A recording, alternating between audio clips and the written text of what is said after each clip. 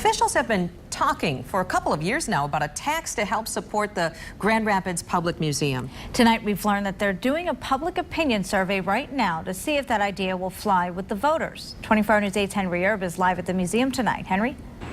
Yeah, they started talking about a museum tax when this place was losing money.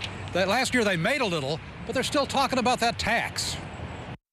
We need to have a stable source of revenue. That's because the museum's income can be up one year and down the next. It depends on a lot of things, how popular traveling exhibits are, even the weather. So a tax to support the museum is still on the table. When a millage passed in southeast Michigan for the Detroit Zoo, and then even more recently for the Detroit Institute of Arts in 3 counties there, that really began to cause us to think further about testing what that could mean for this museum, which is publicly owned. So they are now digging into different possibilities with a public opinion survey.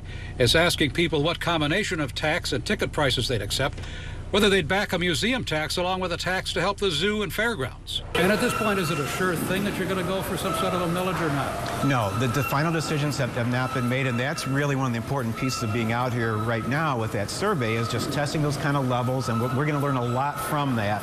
And then ultimately, we will have a decision to make that would be based on a number of factors.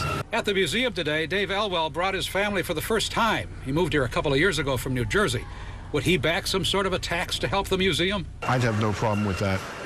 If we were able to keep everything from the past so that people in the future can see it, I mean, that's a great idea. So they'll get the survey results in the fall. It may lead to more questions, so it'll be a year, maybe a year and a half before they decide if they're going to go to the voters. Live downtown, Henry Erb, 24 Hour News 8.